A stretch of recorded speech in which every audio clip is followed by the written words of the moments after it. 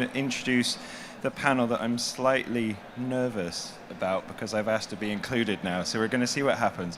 My name is Matt Coyne, I'm from Waves Connect. I'm hosting your stage today, and we'll be introducing the panel that's coming up.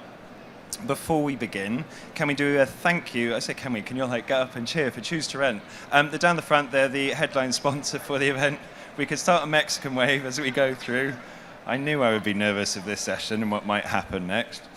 For your listening pleasure, you've got your headphones by Silent Seminars.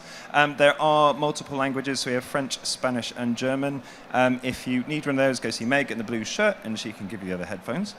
We've also got closed captions on here, so if you need to see them, I would suggest sitting on this side. Finally, if you have any questions at any point, you can scan the QR code over there, or go to pigeonhole.at and enter the code ETL 2023. Ask your questions, and I'm going to try and interrupt them throughout the session to bring that and make that, dare I say it, more lively. But without further ado, I'd like to introduce Nick Dugdale-Moore, Regional Director of Europe at UFI, who's going to introduce the rest of the session. Thanks, Matt. So if I can invite you to take a chair. So Matt asked me to make this very interactive today. So firstly, I've invited him to be on the panel. He's done no prep whatsoever.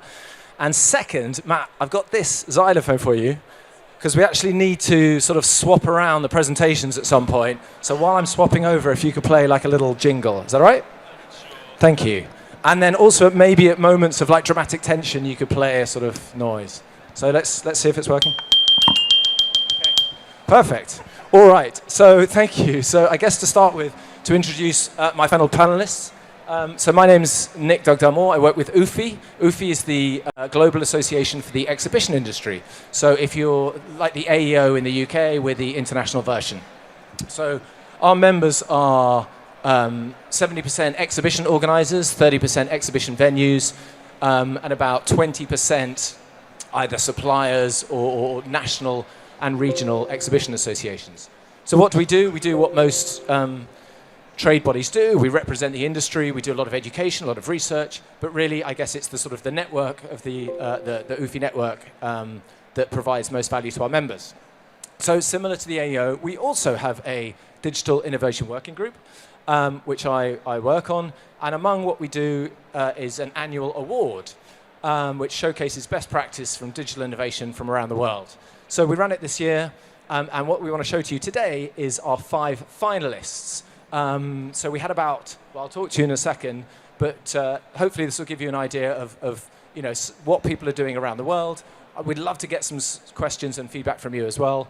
But I think now I'd like to introduce the fellow panelists. So Katie on my left. Hello, Katie. Hello, my name is Katie Whatley. I'm Group Head of Marketing at Explori. I've been in the exhibition industry for around 17, 18 years, working with Nick at Reed Exhibitions for a little bit. And Easy Fairs, and prior to working at Explori, I worked with event technology companies to help run their marketing and comms campaigns. Hi everyone, Mykyta Fastovets. I'm the co-founder and CTO at ExpoPlatform. We have an end-to-end platform that focuses on providing technology for B2B exhibitions. I also sit on the Digital Innovation Working Group at UFI. And excited about all things technology. Should I introduce myself again? Yeah. Yeah, sure. For those that missed it, I'm Matt Coyne. I'm actually hosting the stage today, but now involved in this session and also playing the xylophone, which I haven't done for roughly 35 years. Perfect. So we'll see what happens. Thanks, Matt. Okay, so just to introduce you to, these were the judges. These are the people that sit on our Digital Innovation Working Group at UFI. You can see it's chaired currently by Stefan Forsai from Easy Fairs, who was on the main stage yesterday. Brilliant presentation about AI. If you missed it, surely it's available online by now already. Yes. And you can see, look, various members. I'm not going to introduce them all, but these are the judges. We had about 40 entrants. It's the most popular award at UFI from around the world. We whittled it down to 5. So the topic this year was digital innovation that delivers a business impact. Now, we obviously launched this at the end of last year. Now, at the end of 2022, the pandemic was still very much into play. It was China was still having trouble, highlighting their events. And everybody else, now you can see we're very much back to live, and that's amazing. But like at the end of last year, it was a different picture. So if you can put that against the context of when we launched this this award, so we were asking people. There's a lot of event technology. You can see many wonderful examples here. But at the end of the day, you're competing for budget from your organizers, whether that's in marketing, whether that's in operations, whatever it is. What are you going to cut to get that new shiny thing? So we wanted to see examples that actually would deliver a business impact, deliver something to the bottom line. So these are the questions we asked. What drove you to do it? What were the main objectives? What were the added services, etc. We had obviously a judging criteria, pretty straightforward. And here we go. So these were the finalists that we came up with, and we're just going to talk for a couple of minutes about each one. And again, if you have any questions or any suggestions, please do scan the QR code that Matt put up. Before we start, I guess it'd be interesting to know who you are. So hands up here, who's an organizer? Quite a lot of you. Is any venues? No venue. Oh, one venue. Which venue? The Bellagio.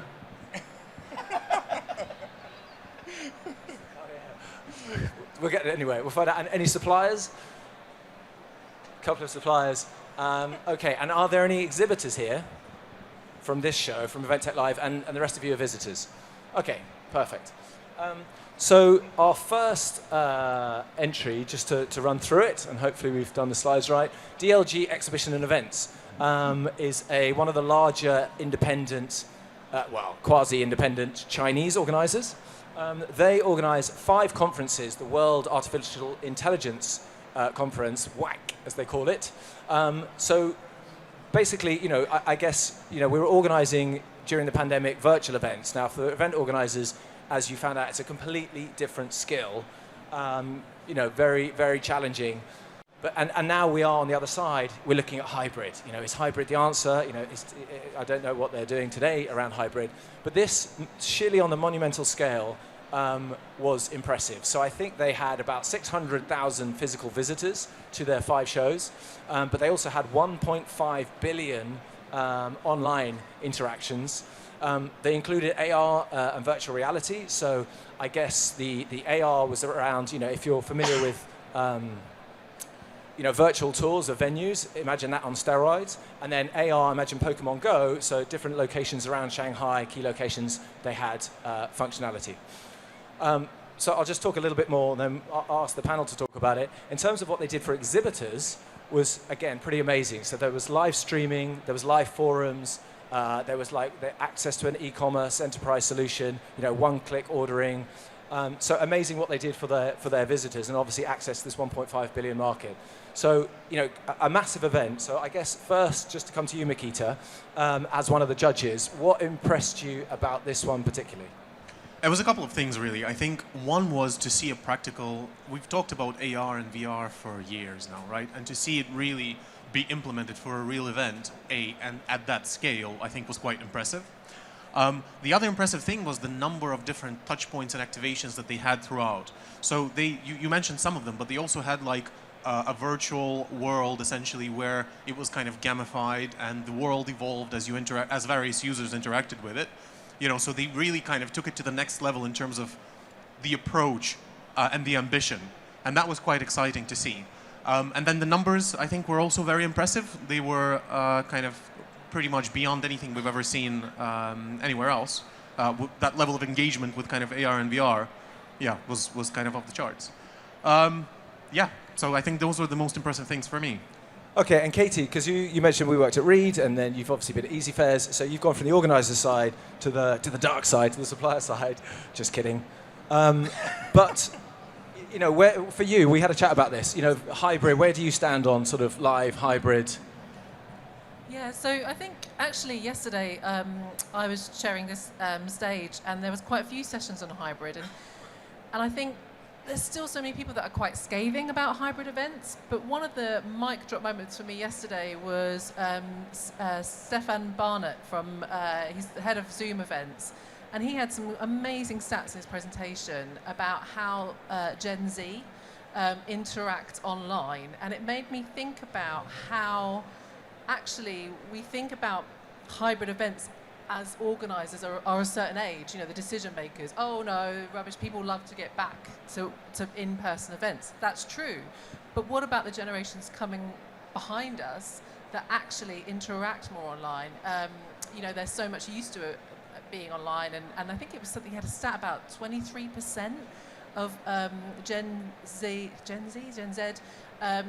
people trust their connections more online than they do in real life. I mean, that's pretty amazing stat. So I think, for me, I think it's interesting. I think it's more of a marketing technique to have a hybrid. So your event in person is for your events team, but your marketing team have the content, have the legacy, have the greater brand awareness of being online. So actually, it's beyond. I think it's got more life in it than just, oh, it was nice for a pandemic and now we're through it. I think it's here to stay. It might be the QR code, you know. But sorry to pin you back to the question, live or hybrid, even the Gen Z, they want to meet, right? So if you look at League of Legends, or they have the Pokemon Go World Championships here at XL, I know because I came with my son, you know, they want to get together those communities and meet live. So, you know, I think they put all their, you know, they took over the whole of XL. It was very impressive. And there were thousands and tens of thousands of people here. I'm not sure, can you serve two masters at the same time? Can you do a live event and simultaneously do, you know, serve an online community with the same content? Yeah, it's expensive and you need resources to do it, but I think for many brands, it's very valuable. There's value in there of serving an international audience. Can I just support you, Katie, on that? Because I think that if you mentioned League of Legends specifically, and what they have got these like LCS tournaments and all the things around it, and they have a massive online following, right? So that meeting is actually the result of a big existing online community and following that they already have. Just to support what you do. I don't think the model that we've had with hybrid before really ticked any of the boxes. We need to keep it from falling asleep. Was that Nick? Yeah, but I think the idea of hybrid itself, we just haven't got to the point where we really know what we're doing with it. But you know, we've got the means to do things. We just haven't figured out what's the right model. Okay, Matt. Yet. Live hybrid. Where are you on all of this? I mean, is live hybrid, is it at the same time, or is it something that lasts a lot longer than that event? You know, hybrid, like you were saying, in the pandemic, everyone was trying to do everything all at once. So, Matt, can you hold your microphone a bit closer? It's been a long morning. So whether or not it's on the same day or carrying all that content or whatever the engagement part of the community that they're developing or building and carrying on year round, I think that's probably more the question. Like my point is, if I was trying to do that, I don't have two heads. I can't do those two things at the same time. What I can do is capture all the lovely content that's being shared here, and for the next year, repurpose that and put that out into the community in a different way. So live and hybrid for me is how you extend the life of the event. Absolutely, look, for sure. I guess, you know, at the end of the day, that's the million-dollar question. For 20 years that we've been in the exhibition industry, it's like, how do you extend it? How do you monetize it beyond those 3 days or whatever is your trade show? I mean, does anyone in the audience, I mean, I may just pick on you, sir, because I know we have Greg, the CEO of Terrapin, a major international organizer. Where do you stand on live and hybrid? I think there's a kind of a philosophical question here, because if you're running a live event, you are wanting people to come to the event. You're wanting people to attend. But if you're saying, oh, it's available on hybrid, at the same time, you're saying, oh, no, you don't need to bother. You can stay home in your kitchen and participate. This, to me, is a bit of a conflict. And, of course, the other thing, in terms of what we do, it's so very expensive, and you know we just would not consider it. I'd like to a point kind of almost against that, and I know how you've done things, but there was an event last week where my child was sick in the morning and I couldn't go to the event. I could tune in online and still felt part of that, because then in some friends' WhatsApp groups we were chatting about it. So I understand that you want them to come through the door, but for me, who suddenly couldn't go, I could take part in that same day, in that same experience. Yeah, no, fair point. I mean, I guess, you know, to what you mentioned, Greg, to a degree, you can get the value online. And we did a lot of research. We do a lot of research every year. We do some with Explori. We have Chloe and Katie here on looking at visitors and exhibitors, and very much content side of things, fine. You know, you can get, you know, we're now used to digesting content online. But obviously, networking, business opportunities, checking out the competition, etc. All these really important measurements.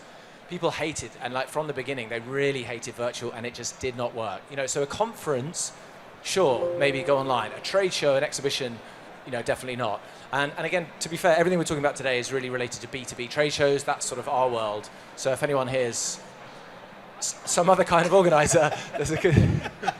Great. I mean, I think your last point is a very important point. I mean, from what I can see, and we did a lot of virtual events, it ended up being pretty damn horrible. And I haven't seen anyone recently who said, "Oh, give me more virtual." No. Fair enough. Okay, so before we move on, is there anyone in the audience that has any strong feelings about this? Go on. Who's going to stick up for virtual? Have we got any virtual? No. Any pure? Right, so that was the first one. I mean, coincidentally, they were all quite different. So the second one, very different. I love this. Katie loves this. I'm a big fan. So this is Lionel. This is an autonomous floor marking robot. So it wasn't new in the sense that the technology existed. Stockholm Messe had one maybe like 10 years ago even, but it was sort of built for their venue. And this company, which is based out of Hong Kong, built one a few years ago, but they had to come to your venue, they had to sort of program it in. You took a CAD file, which is obviously your bread and butter, but then, it was quite cumbersome and you needed a sort of PhD to kind of figure it out. So last year, they put it as a web solution. It's much, the robots can be autonomous. You literally, anybody with no training, any of your ops people can just plug it in. If you add 2 robots, before you had to break the CAD into 2, now it just kind of does it automatically. Really, at the end of the day, how does it save you money? Well, they reckon that if it took 3 people, a large German show that they piloted it on, 3 people, 3 days to mark the floors, it took 2 robots 10 hours. So in Germany, with the labor cost, that was a 50% saving. In Scandinavia, they reckon it was 60 to 70%. In China, I think the people are still winning in terms of cost for the moment. But we'll see. Being China, I'm sure they'll have their own fleet of robots soon. So yeah, and in fact, and another secondary benefit was that people, we have no carpet here. Obviously, net zero and being more sustainable in general is a big agenda, and this helps you in that. And in fact, Excel London were the first people that they were trialing Lionel, and they saw that the markings were so neat and the numbers were so neat. They thought, actually, we don't need carpet. We're happy to go carpetless. So obviously, that is a huge saving, both financially and in terms of resources. So Katie, this is Katie's favourite. Katie feels passionately. Yeah, anybody who's ever done mark out for an exhibition venue will know this is the best thing ever. I'm sorry, but it really is. But I think the point here is that it's so rare to see a technology that's developed for operational delivery. So many of the technology platforms here, or software solutions, are marketing driven, or virtual events, or registration, that sort of thing. It's very rare to see an operational technology, and I really, really love this. I think it saves people time. It's seen a problem, it's solved it. It's great, and I think the numbers in terms of price, I think the numbers were not. I think they were really reasonable. They didn't really answer it properly, Oh, okay, but I think I do know that now Excel, I checked before I came on, and Excel, was it a one-time wonder, but they've actually bought 6 of them. So I think you lease them, so I'm not sure if they leased them or bought them, but there are 6 in operation at Excel, so you literally can't say fairer than that. Yeah, and I think if you speak to operational teams, they are the last people to get technology budget. It always goes through to marketing people or a commercial delivery. It's very rare that you look to solve an operations problem with technology and they get budget for that without having to fight for it. So I'm big on Lionel. I think he's great. Thank you. Dr. Mykyta? Thanks. So I think with this one, what I found really exciting is, you've said it before that robots have been around for a while. They've been able to do this sort of thing for a while. But the scale of the undertaking here, is massive in that when you're trying to move from kind of a particular problem, like you said, in Sweden they've had a robot for 10 years, but to solve a general problem from like a specific one, that's a big step up, right? So what these guys have done is something that will work for any venue. It's not trained on one venue, it will work for anyone. It's also been moved to a place where, you don't need to be a doctor to be able to operate it. You can be just a general user, somebody from the operations team. You upload a CAD file, it runs for you.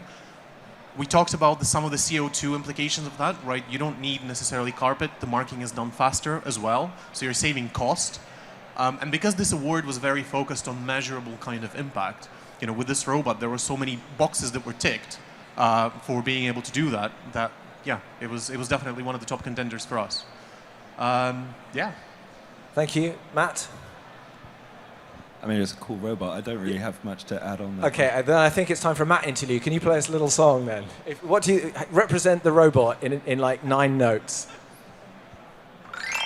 Okay, beautiful. And actually, so coincidentally, we have, of the 5 finalists, one of them, this one obviously is ops. We have a couple that would help marketing, one that sort of would help sales, and I guess you could argue the first one is more strategic. So do we have anyone here from ops? No. Do we have anyone here from marketing? Yeah. Sales? That's where the hands shoot up. No. And sort of, I guess, general management. So it's sort of a mix. Okay. So moving on to our third finalist was IFEMA Madrid. IFEMA Madrid is the principal trade fair venue and operator and organizer in Spain. So they launched a 365 platform, which was a proprietary community platform for all of their events and all of their marketing portfolio. So at the end of the day, this answered a lot of this helped them in many ways, from a sales point of view to attract more visitors. It helped to get more people into the visitor funnel.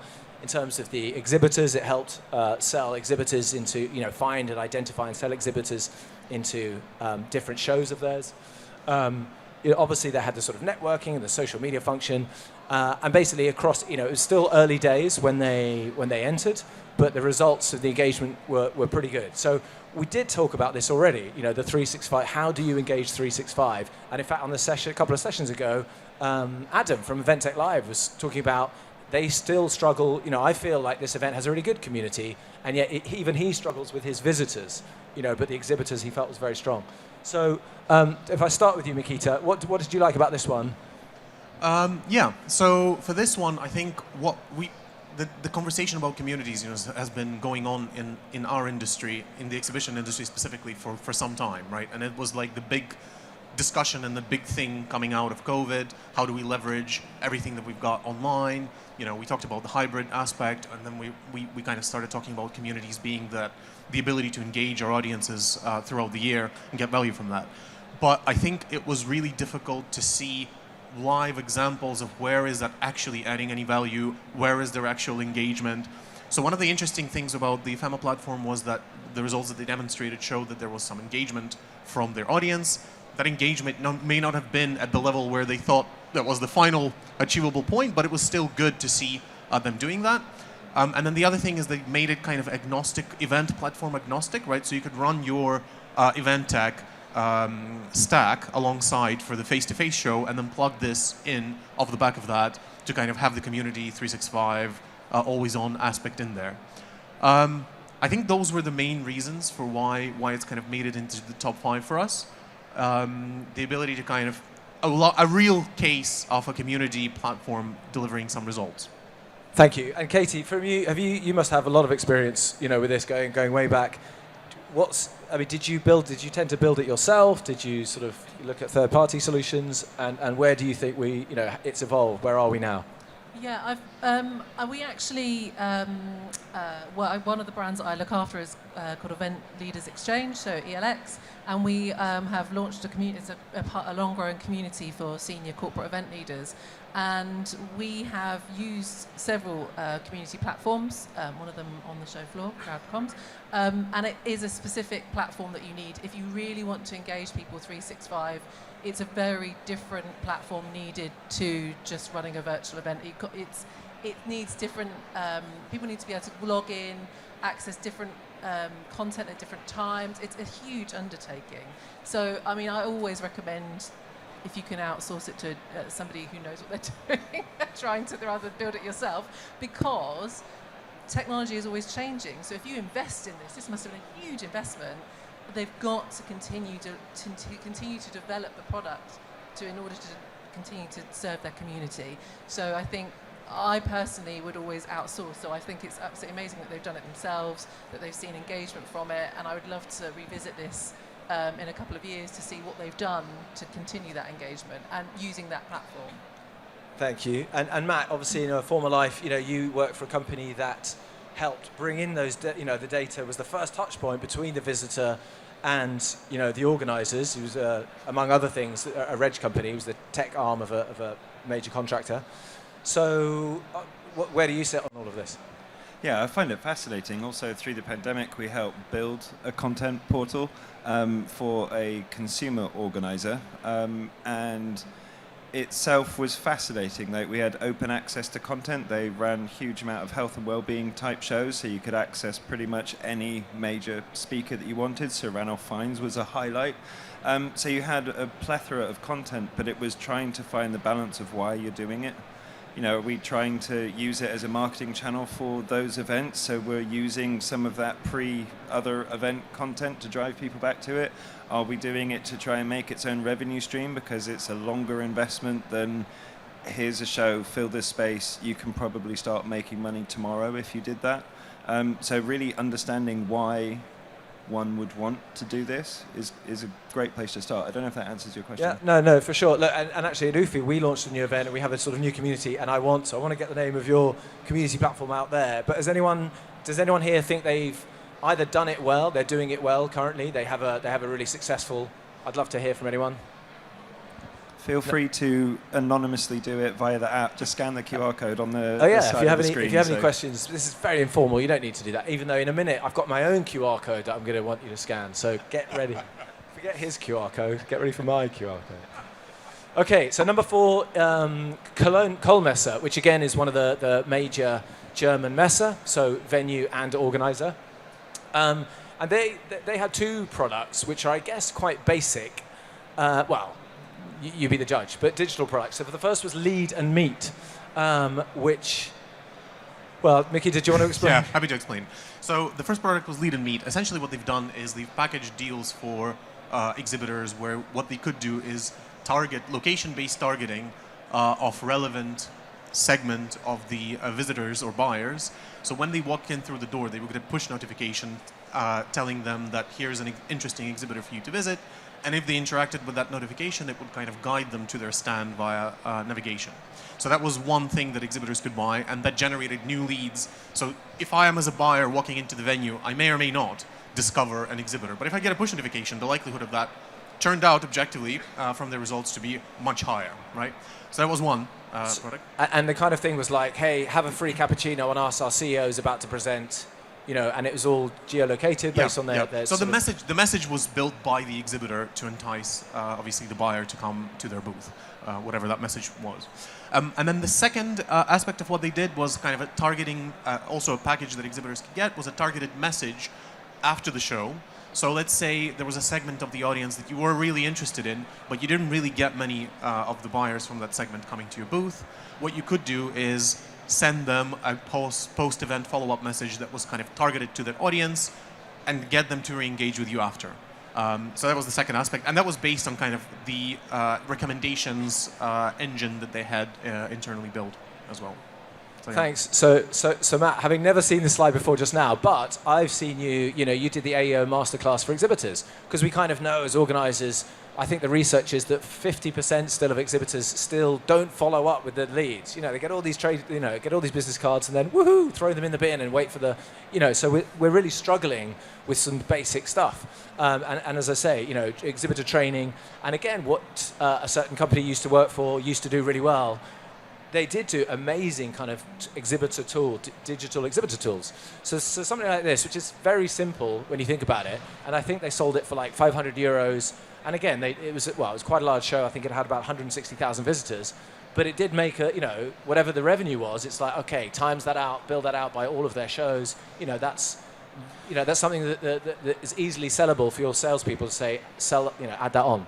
And I think what I really love about this, it puts a little bit of that onus back on the visitor. So it's not just about the exhibitor doing stuff. If there's a visitor wandering around and you've got a notification, there might be this local coffee cup company that's relevant to you. Like, that's really useful and helpful to know. Like, through the pandemic, there was a lot of talk about that serendipity of, or the lack of meeting people at random as you go around. Things like that just help with that experience. So if it puts that control into the individual's hand, and they can also choose what they're doing, they might follow up on that lead afterwards if they didn't get to visit them at the show. So I think it's amazing. It's a really good opportunity. Nice. Katie? For me, exhibitors are such an important part of the exhibition ecosystem, and one that we really, really need to support. We've done a lot of work at Explori with the Exhibitor Advocate this year, and we've done a research piece with them, and demonstrating ROI is the second only challenge to budget pressures. You know, demonstrating it to senior leadership, and we had a session just before this one all around demonstrating event ROI. It's hugely important, and as exhibition organisers, we need to facilitate as many meetings, as many connections, as many leads, and really get on board with helping exhibitors do this. So I think any technology that can bring exhibitors together with quality buyers or quality attendees that be interested in their product, I think it's great. I would just add into this that one of the exciting things about it was that it used location quite well, right? This is one of the more creative ways of using location and navigation type of stuff to really drive some more value to exhibitors who need that value, right? Because they're coming to meet those things. And what you were saying, Matt, that like, you know, one of the things that was missing was serendipity, but then coming out of the pandemic, one of the problems we face is kind of proving the value of exhibitions face-to-face again, because you know, the exhibitors who are coming to the shows are now much more savvy. They're monitoring things. You know, they want to monitor things in real time. They want to understand what's the value they're getting back from the show, and this really helps give them more of that, essentially. Yeah, well, look, I mean, heat mapping a location is not new. It's been around for 10 years or more, but again, and there's different ways to do it. People have done wireless, Bluetooth, blah, blah, blah, blah, blah. But again, it's like, okay, that sounds expensive, and it is expensive. So again, what are you going to cut? Whereas, you know, show me how I can make money off it, you know, and then I'll bite your hand off. But they haven't been able to do it. So something, obviously, it helps that you're a German Messe, you own the building, you've installed this, you know. So it's difficult in you know, in the UK, who does that lie with? You know, you sort of need Excel to build in the software. But again, when we talk to some exhibitors at UFI, they're saying, well, you know, we go to different trade shows, we exhibit at different trade shows all around the world, and we get different, you know, measurements back. So actually, if you all could sort of work together and we could compare apples to apples and have decent feedback on, you know, visitor behavior, etc., then yeah, they would pay more for that. What about the Wi-Fi infrastructure behind all this? I was at a very large show in Vegas earlier this year, not one of ours, but you know, had, well, large in my eyes, 60,000 people. The cell phones didn't work and there was no Wi-Fi. I asked the organizer, well, why don't you have Wi-Fi? And they said, oh, because the venue was going to charge us $50 per device. 2.5 million in Wi-Fi. Yeah, we ran an event in Vegas about a week ago, and it's quite expensive. We wanted like, I think 40 flip charts, and they quoted us 17 grand. Well, yeah, obviously that's where your beautiful technology falls down if you can't get everyone on the Wi-Fi. So I think it helped a lot that they were the venue themselves in this particular case, and so this location technology I don't think relies on Wi-Fi specifically. I think they put RFID type of beacons all over the place. But yeah, you're totally right. It relies on infrastructure to some extent, but one way or another. That's a bigger point on the ecosystem then, right? If the venues and suppliers and the organisers aren't working, you know, if it's prohibitive to help get exhibitors and visitors together, then that's a bigger issue for our wider ecosystem, rather than just, oh well, I can't have it for this event, for our venue, because it's cost prohibitive. Surely that's an ecosystem. Yeah, absolutely. I mean, I guess one positive of the pandemic is that there's much better collaboration within the industry. You know, it's kind of perceived that there's organizer, venue, supplier, you know, everyone else. And we have to work together, and people have collaborated much more and understand that, you know, we really need to, you know, we need to sort of pull together and work better. And I would say that, you know, the AEO and UFI and other trade bodies, you know, are perfect platforms for that to bring people together. Okay, so before we move on, is there anything interesting about that image? Yes, there is one interesting thing about the image. It was generated by DALL-E from ChatGPT or OpenAI. And actually, on the next slide, there's another image So generated. I don't know. completely I mean, by look, Matt, I want that on. I want a musical representation that does that. If you put in leads, a digital lead product at a B2B trade exhibition, does that graphic represent it? Can you answer in sound, please? Answer with music. Ooh, I mean, if there was an AI for xylophones, if anyone's got that, or Okay. could search that up quickly, that would be helpful. You've got about 3 minutes to look on Google to learn a song. Right, so our fifth finalist, 10 minutes left. Oh my God. So our fifth finalist was Questex, which is one of the major independent American US organizers, and QActivate. So I guess, Doctor, I will ask you to explain this. All right. So this is an organizer, and what they've done is they've unified their entire data architecture. So they brought all of their first-party data they collect into one system, under one umbrella, standardize it all, and then what they were able to do across the entire organization, and you will see a little bit later the scale of what we're talking about. It's about 65 events, 150 websites roughly or so. So they brought all of that information together, and what they're able to do is kind of align their digital products with everything that they learn about this centralized, from the centralized database. So it's, and then that drives the engagement throughout the year with all the digital products, and not just digital products that they have for that audience. So what that enables them to do is target things very highly. I want to say that this is something that we talk about a lot as an industry, but no one's really doing it. And this was one example of an organizer doing that, and really doing that at scale, essentially. And it's very exciting. For me, it was very exciting to see. Yeah, and I guess in a practical, the example we have on stage. So, they had different media, they had different, community websites or whatever, different events, and they would look at, it would automatically be identified what are hot topics, for example, what are trending search terms. Would automatically build out content for the event. And then it would, again, automatically look for speakers for those events. So again, from a marketing and a content perspective, this kind of seamless 365, and again, we run small, tiny conferences, but we're always looking for speakers. It's a nightmare. So again, something that, the hot topic is automatically identified, you get the content, bugger, and then finally to the speaker. So in the interest of time, so we can ask you to vote. So first of all, Tim, if you could put the holding slide while and Matt, if you could play a little song. This is Matt's moment. I haven't been practicing.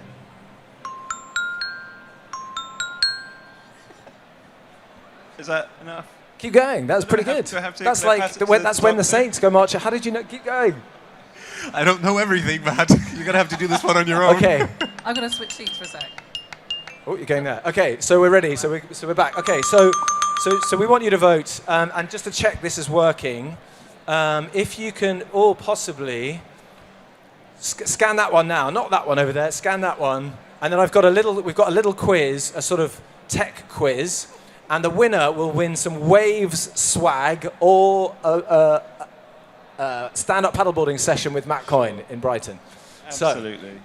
So we've got one player, Tanya, Marlon, Oliver. So scan that, just put your name in. Are you in, Lola? Come on, you can play too, Matt, because you haven't seen the questions. Katie, you have seen the questions, so you can't play. Participant time, it's going down. Okay, we're going to start the quiz. We've got 6 players. Sorry, it said, so question 1, and if you're quick, you get more points. So look at your device. How many bits in a byte? How many bits in a byte? Is it 6, 8, or 12? So who are the players? Can you put your hand up if you're one of those 6 players? 3, 2, 1. Wow, let's see how tech. Oh, well done. I mean, 3 of you got it right, 3 of you got it wrong. Okay, moving swiftly on. Question 2. What's half a byte called? Is it called, so if it's 8 or half 8, it's 4, is it a quadrat, a quark, or a nibble? That's it. Thank you, Matt. So the answer is a nibble, and actually I fooled you with my made-up quad words. Right. Question 3, and then we'll actually get on to why we're really here. This is. This is just practice. What is Matt Coyne's middle name? Is it John, Michael, Elliot, or River? The company's Waves, just to throw you off. Time's up. The correct answer is John. Only one of you went for River, which, you know. Disappointing. Okay, so we're going to see the leaderboard. So the winner is Oyen Lola. Yay. Congratulations. Well done. So afterwards, come and see Matt. You will win some Waves swag. Okay, so now actually, really, I wanted you to see. So who would you vote for? So you're all now judges for our UFI Awards. So please vote on. Just let us know who you would. If you haven't joined yet, you can still join now, I believe, right? Okay. If you scan the QR code. We can do a show of hands. So if you haven't managed to log in, who would vote for the multiverse hybrid event? Anyone? Nul point. Who would vote for the floor marking robot? About 10. Who would vote for the 365 community platform from Ephemera? 3. Who would vote for the digital products from Cologne Messe? 4. Sandrine, I'm afraid you're not inside the circle, so your vote doesn't count. And last one, dynamic, the QuestX dynamic content and marketing platform. I think Tanya voted twice. Okay, so actually the robot is the winner. So I'm not sure. I'm not sure what your answer was. It sort of disappeared. Okay, so what year was the iPhone launched? Just filling time here. 2006, 2007, or 2008? So we might have a second winner. Matt might have to give 2 stand-up paddleboarding sessions. I mean, if anyone's in Brighton and would like to go paddleboarding, I'll happily take you out. That's fine. I can highly recommend it. He's a very good guide. Correct. 3 of you guessed the 2007. And the last question, before we... what was Google originally called? Was it called Backrub, Headrest, or Wonder?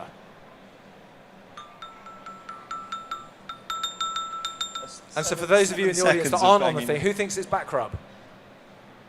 Nobody. Who thinks it's Headrest?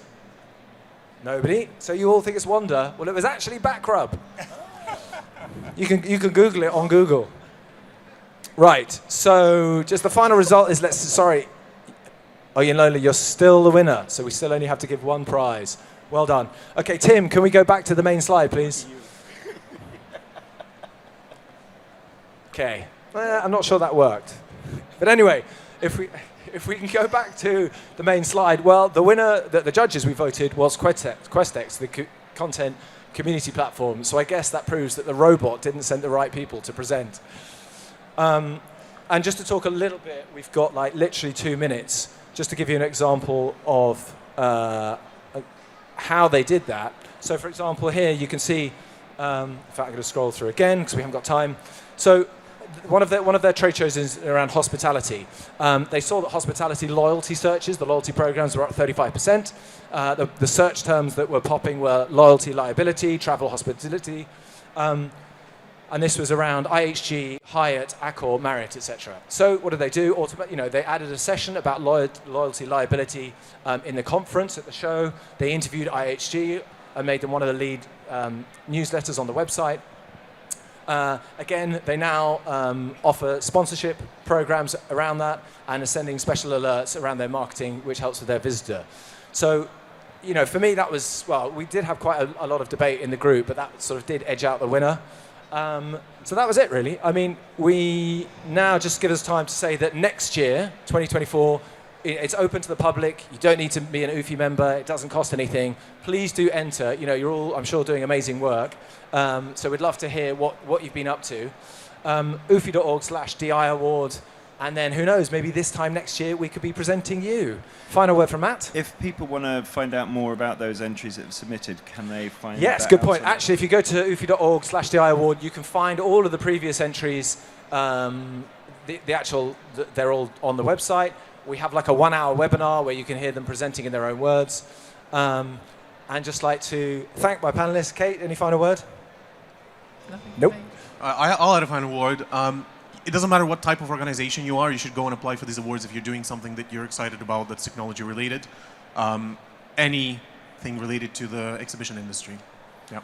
Perfect. So thank you all for coming. Thanks, Matt. Thanks, Mr. Jeremy Rees, CEO of Excel, for welcoming us in his wonderful venue. Thank you, Nick. We have a 50-minute break before our next session at 1 o'clock, Technology for Conferences with Oliver Rowe from Venue IQ. So about 50 minutes back here for the next session. Thank you.